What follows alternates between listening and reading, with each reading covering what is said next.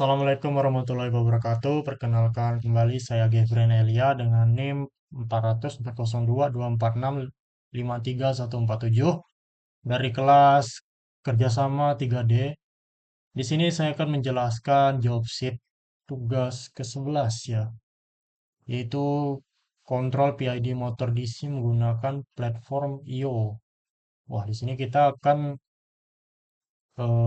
lebih dalam menjadi seorang programmer.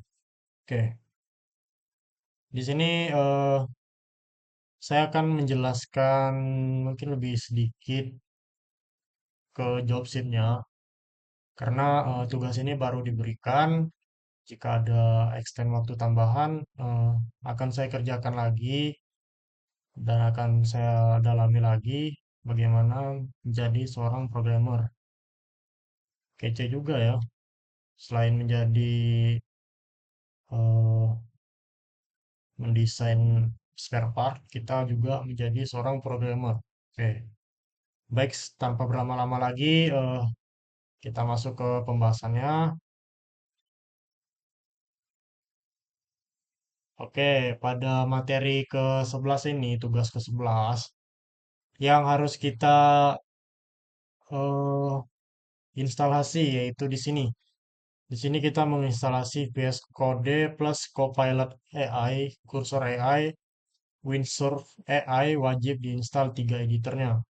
Kemudian instalasi. Wah, kita disuruh menggunakan Python 3.10.12. Kemudian extension Python di editor.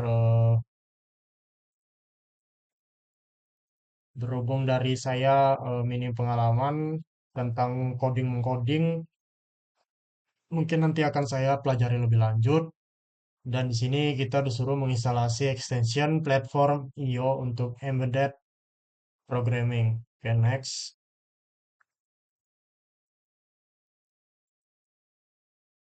Adapun poin-poin dari penugasan ke-11 ini yaitu menjelaskan editor versus kode, kursor, Windsor, dan sebagainya. Kemudian kita disuruh untuk menjelaskan bahasa pemrograman Python secara singkat. Wow. Dan instalasi Python 3.10.11. Kemudian kita disuruh untuk menjelaskan extension Python dan platform IO serta kegunaan platform IO. Kemudian di sini kita disuruh menjelaskan untuk prompt yang mau kita berikan. Kemudian kita masukkan ke AI. Sepertinya seperti itu.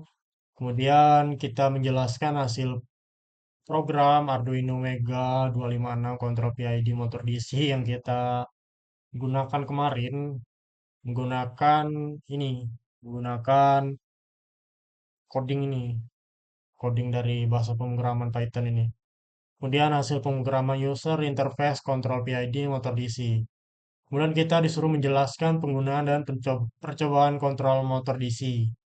Kita menjelaskan hasil output grafik dan Excel bahas tentang karakteristik respon sistemnya. Mungkin job sheet yang diberikan dosen pengampu saya seperti ini kira-kira. Adapun aplikasi yang perlu kita installing itu seperti ini, Python 3.10.11. Nah, adapun VS Code yang harus kita download seperti ini visual kodenya.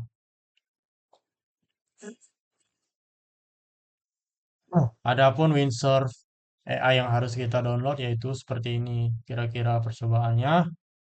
Em, Selanjutnya, adapun AI selanjutnya, kursor AI yang perlu kita installing seperti ini. Selanjutnya, jika sudah kita download, kita setting marketplace URL. Di mana kita setting preferensi, kemudian versus kode setting, kita pergi ke market. Nah, di sini marketplace-nya extension platform IO. Di mana di sini kita akan downloadnya. Di mana extension Python di sini Python extension for visual. Nah, di sini ada lebih lanjut menggunakan kursor AI mode agent. Nah, ini dia kira-kira. Nah, kemudian di sini kita disuruh untuk coding lagi kursor AI mode editor ini mungkin masih sederhana, sangat-sangat sederhana karena ini masih dalam proses installing.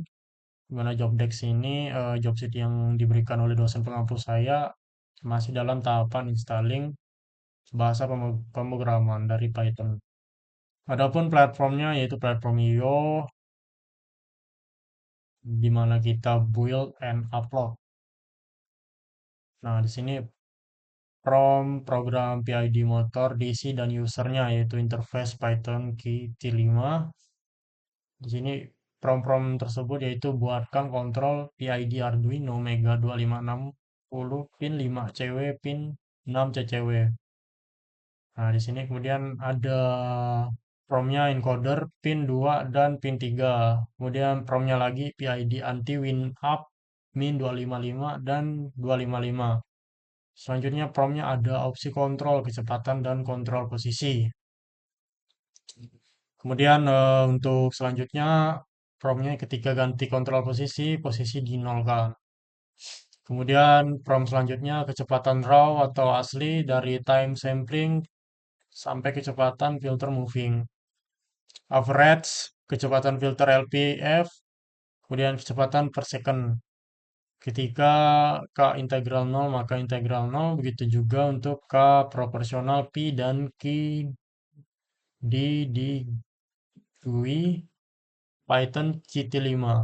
UI ukuran 1900 kali 960, di mana settingan sebelah kiri lebar 700, grafik 1 dan 2 di kanan. Selanjutnya untuk promnya itu set point kecepatan dalam time sampling. Adapun kecepatan MA, kemudian kecepatan LPF, kecepatan per second, kecepatan posisi, error, PID, kemudian PID, connect or disconnect.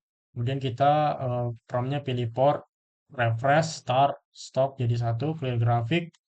Selanjutnya promnya itu save PNG kedua grafik dan save Excel otomatis start data Excel ketika start. Prompt selanjutnya itu set point min 600 sampai dengan 600 geser tiap 0,1 second. Kemudian ke proporsionalnya 0 sampai 3, ke integralnya 0 sampai 3, ke derivatifnya 0 sampai 3 geser tiap 0,01 second. Alpha LPF-nya 0 sampai 1 geser tiap 0,01. Time samplingnya itu 10 meter per second sampai 300 meter per second. Geser tiap 10, bisa slider, text, atau up down, auto update ketika berubah nilainya. Adapun ada check atau uncheck filter MA dan LPF. Adapun history dari promnya yaitu perbaiki algoritma, baca encoder supaya lebih teliti dan bagus. Kemudian ketika mode speed harus speed yang digunakan yang speed per second. Kemudian waktu ekspor PNG file, no module export ketika di clear grah waktu dimulai dari nol lagi. Selanjutnya legend ditaruh di sebelah kanan bawah dan hanya tampilkan yang dicentang aktif saja. Adapun user interface Python control PID-nya seperti ini kira-kira di mana speed control, moving average filternya, low passnya seperti ini. eh Sinyal yang terbentuk akan terjadi seperti ini set point-nya di mana speed per second yang telah kita atur kira-kira hasilnya seperti ini jika kita menggunakan prompt tersebut. Adapun hasil output save Excel-nya akan tampak seperti ini jika kita menggunakan prompt yang kita inputkan tadi, kira-kira ya seperti ini eh, hasil yang kita akan dapatkan. Oke, next.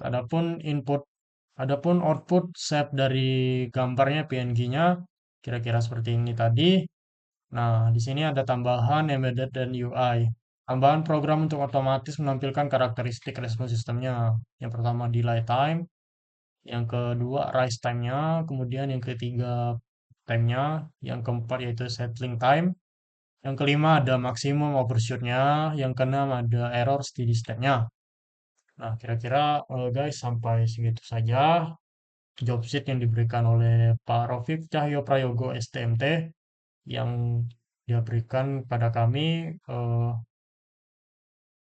Saya belum tahu ini extend waktunya sampai kapan. Jika memang waktu yang diberikan beliau lumayan panjang, mungkin akan saya garap dan saya akan coba mengoperasikan pengkodingan ini pada saat ini. Karena jujur saja dari saya sendiri, saya belum pernah untuk belajar coding. Jadi ini mungkin pertama kalinya saya mendapat tugas untuk coding menggunakan Python. Mungkin itu saja dari saya yang dapat saya sampaikan. Mohon maaf jika banyak kekurangan dan saya hanya membaca slide PPT-nya kepada dosen pengampu saya. Terima kasih. Selebihnya saya mohon maaf. Selamat sore.